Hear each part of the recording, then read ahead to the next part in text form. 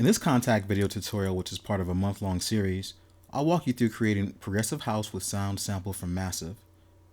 In this second part, we'll look at slicing and resampling the Reese Bass and Dark Bass sounds from Massive. Don't forget to check out www.massivesynth.com for tutorials and sounds from Massive. And never miss a tutorial by subscribing to our YouTube channel at youtube.com/adsrtoots. So Johnny over at Massive Synth created some Reese and Dark Bass sounds with Massive. In this month-long series, we'll create a progressive house track by sampling, resampling, effecting, and filtering these sounds until they sound like something else. In part 1, I started with sampling the sounds from Massive, and in the second part, we'll look at resampling these sounds.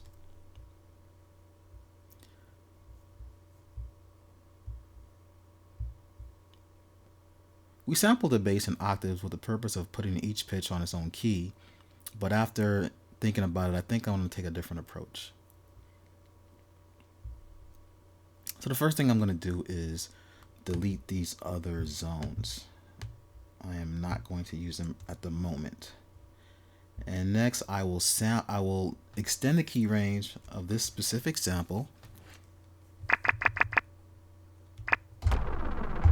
I'm going to extend this throughout the whole key range. Now, I think this is a bug in Kontakt 5, but normally when you click this icon, this allows you to automatically set the key range by doing the high and the low. Oh, actually, never mind. I guess it is working. Let me do that real quick.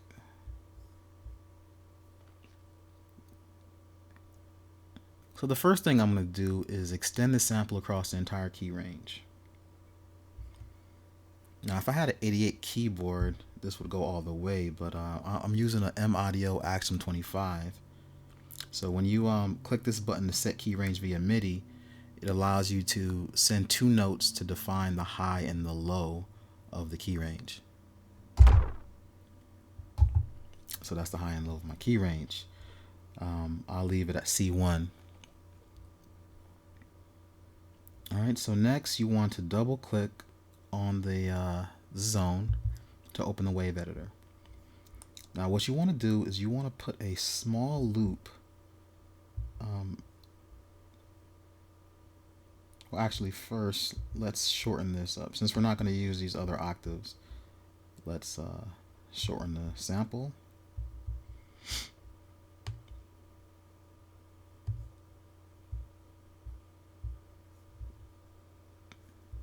I'm going to turn snap to zero crossing on, and I'm going to stop it right about there. Actually, right about there. Okay, so I shorten my sample, and now what I'm going to do is I'm going to make a very small loop. So I'm going to zoom in. I'm going to try to find something interesting.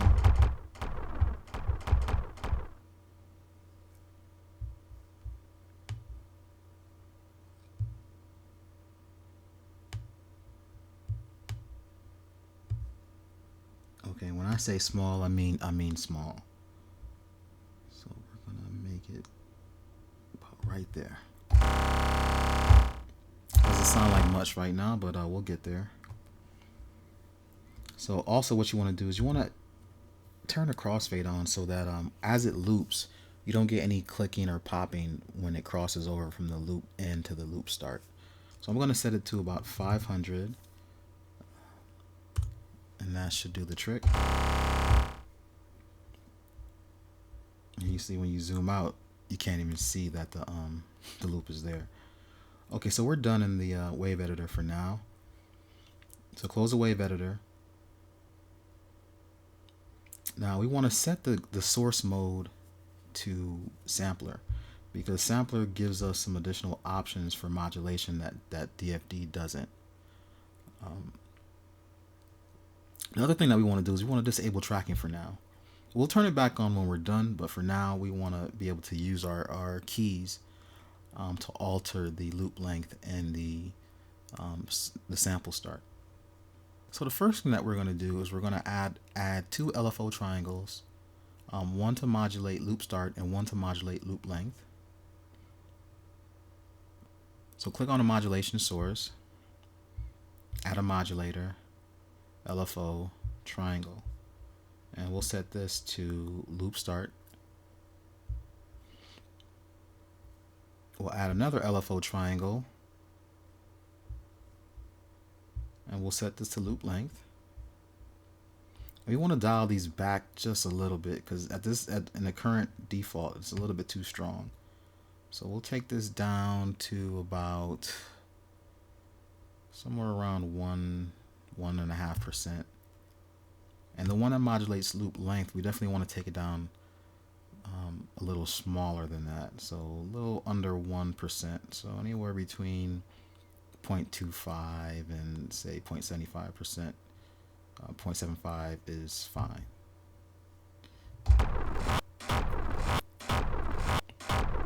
And now you can start to hear that loop start and loop length is being modulated. Okay, next we want to add key position. You go to external sources, key position, and add one more, external sources, key position. Okay, so we want to set this to loop start and loop length. I'm sorry, loop start and sample start. And now what this does is this will allow us to play our sample across the keyboard, and as we do it, the loop, the position, and the loop and the position of the sample will move along with the keys. So it'll go from higher to lower as we go from higher to lower on our keys. And also with sample start being moved as well, the start of the sample will move with the start of the loop so that you don't get that sample playback first and then the loop playback. You definitely want your loop playback to start and your sample playback to start at the same exact time.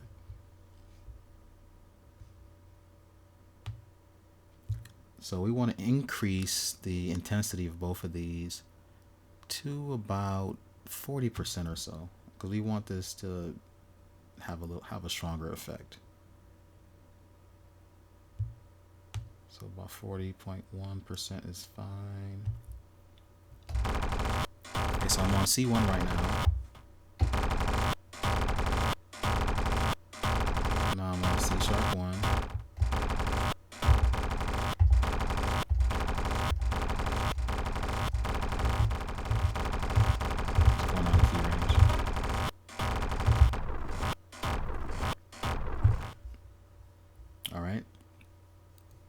Next, for manual control over our loop start and sample start and loop length, we're going to add MIDI CC control.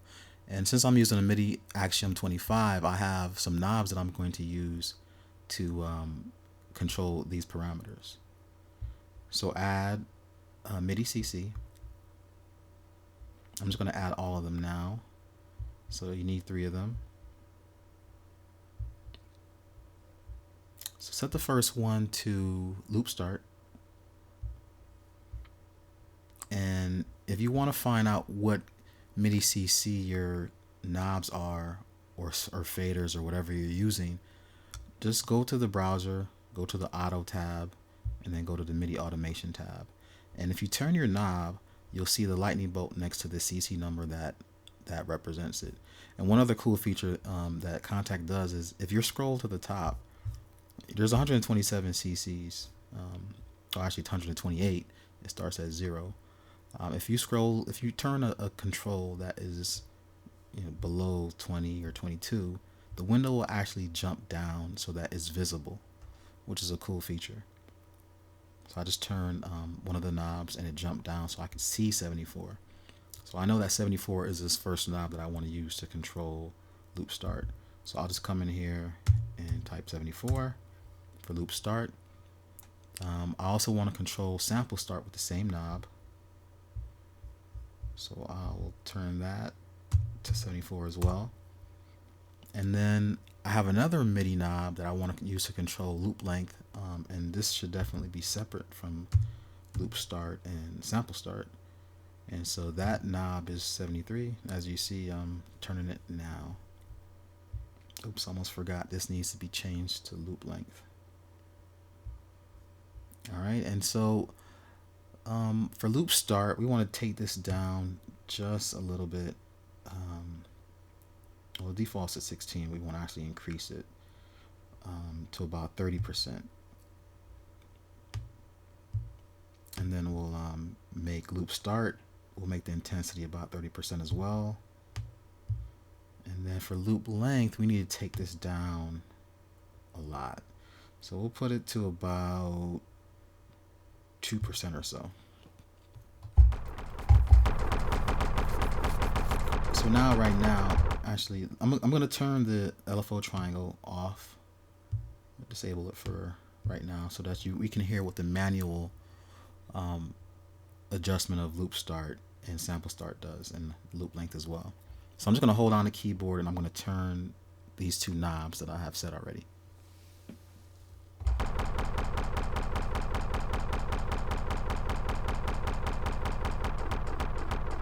So that right there is loop length. So I'm increasing it, decreasing it.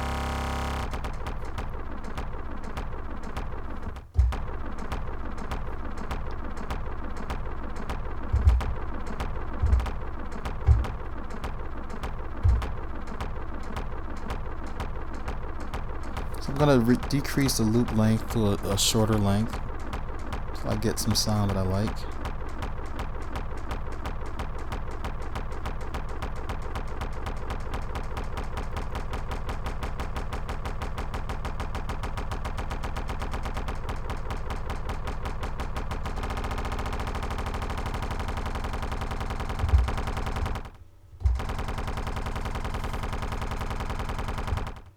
So I think I could do something with that. So now if I add back the LFO, we'll start to get some variation to that sound because it will be modulated a little bit more with the LFO.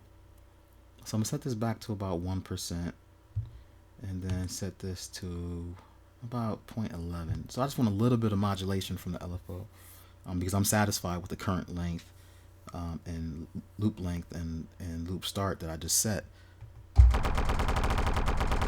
So you can hear it modulating there. And of course, if you can adjust intensity to taste, but for what I'm doing right now, I think this is good. So right now, it's starting to sound interesting, but we're not quite there yet.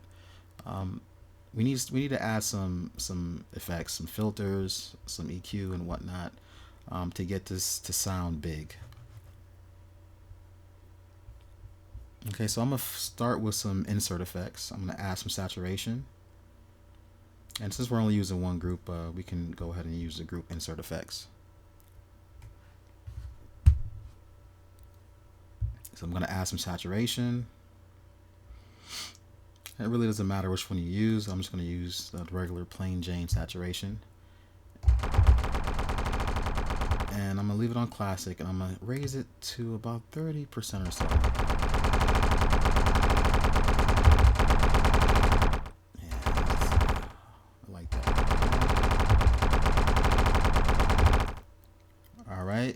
And I'm gonna add a little bit of a grimy Pro 53 to this.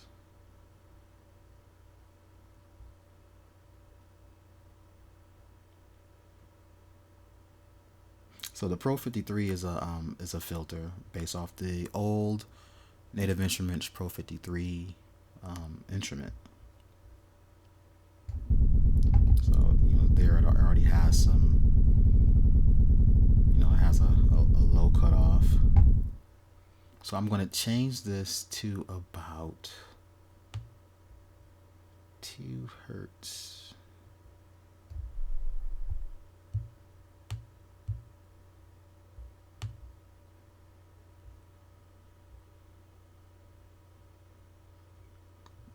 And I mean 2000 hertz is what I mean actually. And I'm also going to raise the resonance to about 85%.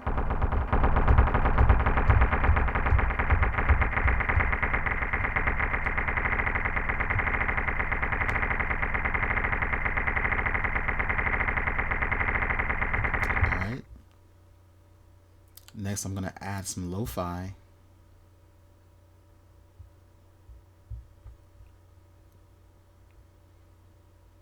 I want this to sound a little bit dirtier, so I'm going to change it to 12. Change the sample rate to 31.9. 30% or so.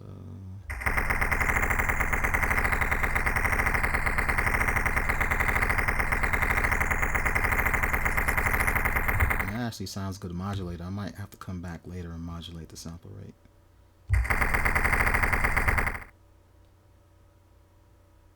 We don't need any noise for this one. We can leave the color at 20. Output is fine. So let's add a compressor.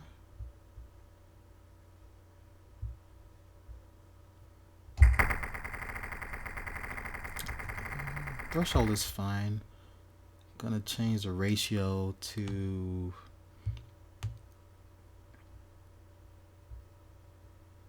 high ratio all the way to the max.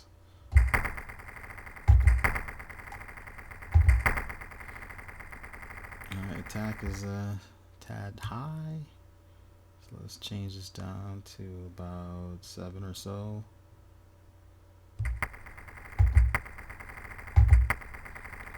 Let's change the release to fast release. And let's add some compensation. About 10 dB should do it. Alright, now we're starting to sound a little bit more interesting. Alright, now let's add some send effects on there. So if you don't have a send levels module, make sure you have one in there. And it's under effects, send levels. And in the send effects, I'm going to add a flanger.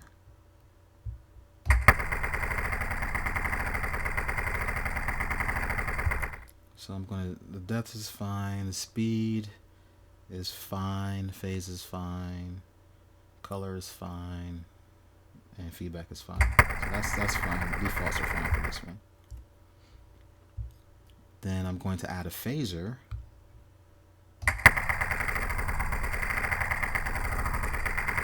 So I'm going to increase the depth to about 71.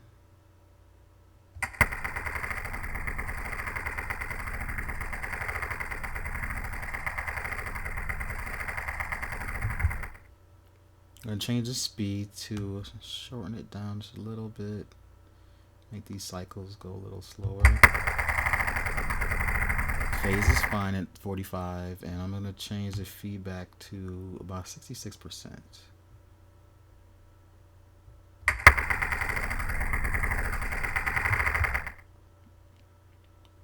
Alright, then I'm going to add a chorus.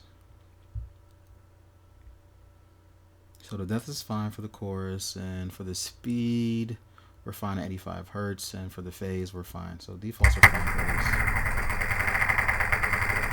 And then finally, I'm going to add a delay.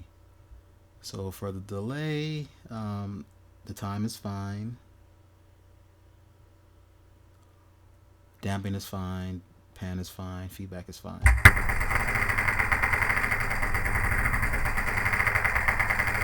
So this is what I have so far, and I'm not satisfied with the start length and the loop length and the sample start, so I'm going to adjust it a little bit more.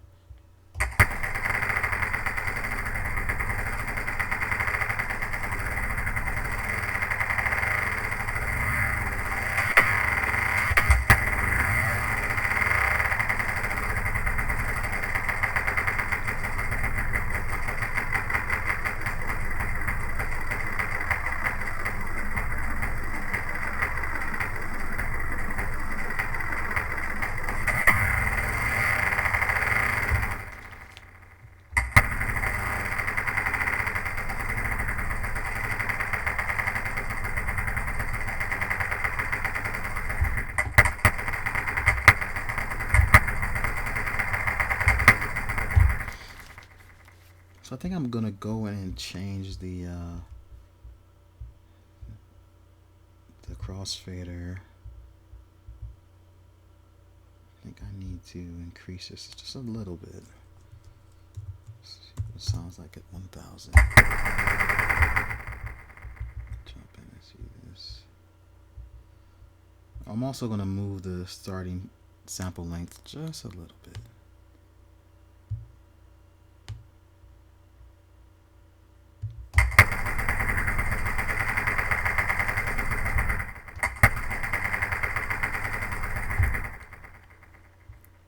Alright, I'm going to adjust the loop length. See what we get now.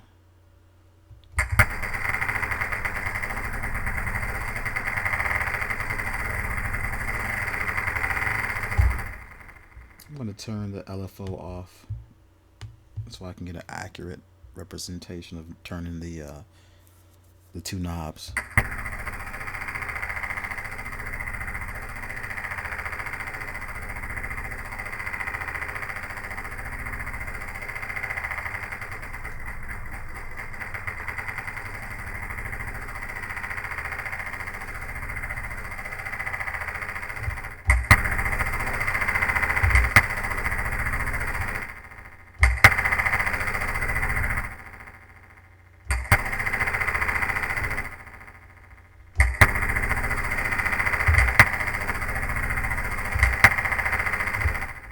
Okay, I like that.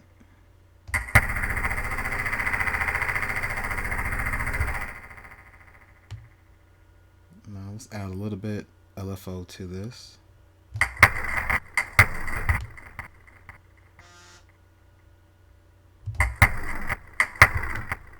It's a little bit too much.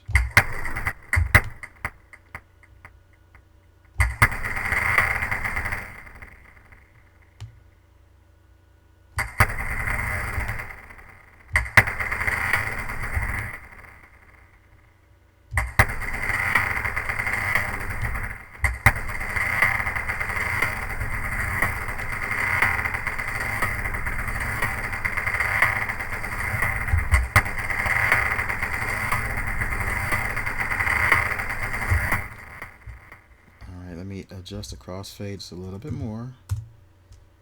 Oops.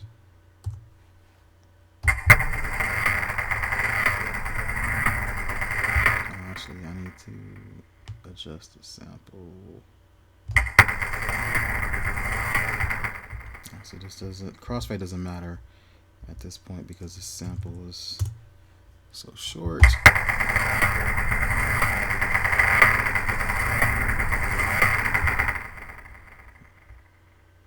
So you see, you just kind of have to play with your modulation intensity to get the desired results that you want.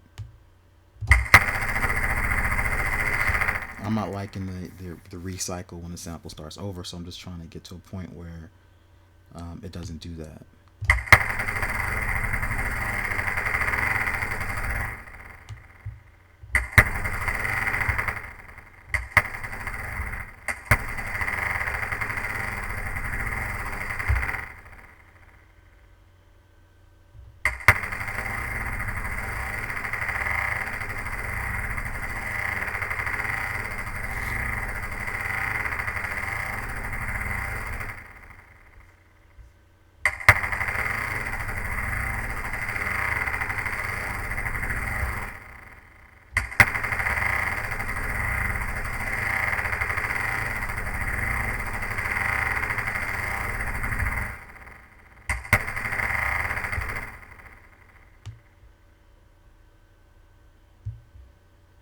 Gonna adjust the loop length just a little bit.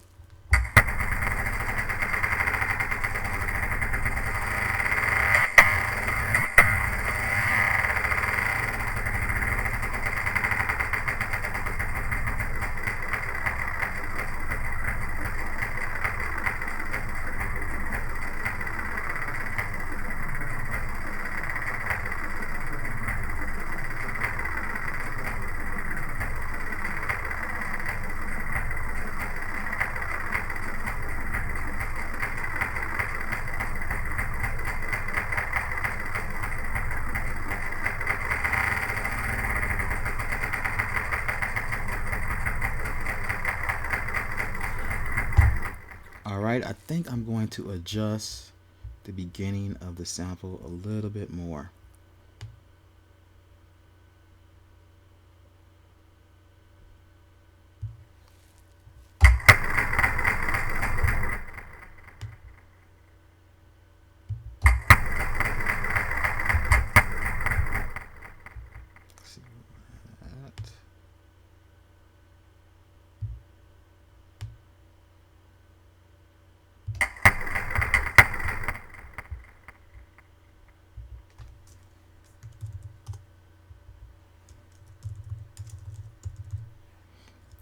playing with the crossfader settings and see if that gets me a better sound.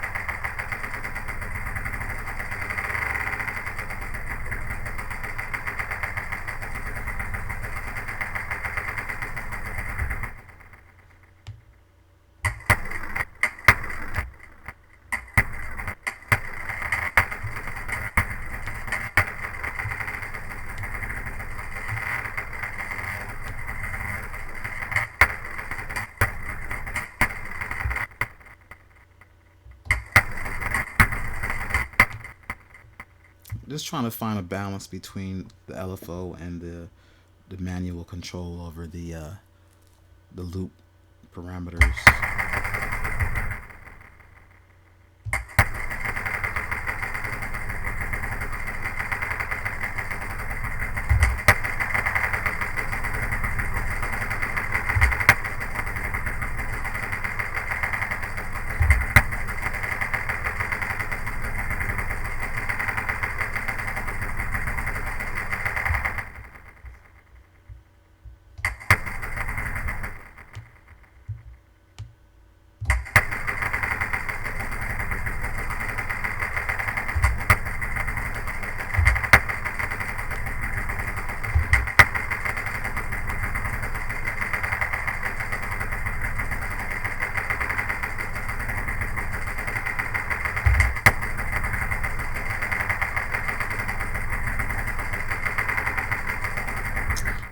Okay, so I'm liking that sound now. I can definitely do something with that.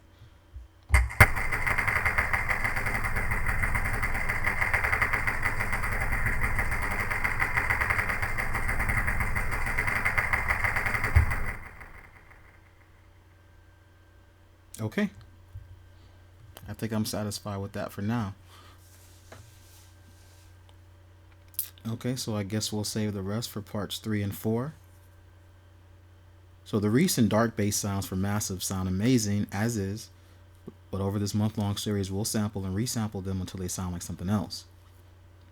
So don't forget to check out our website at www.kontakttutorials.com for more Kontakt tutorials and sounds. ADSR Kontakt tutorials supercharge your Kontakt skills. This is DJ Nyce signing off until next time. Now go make some music.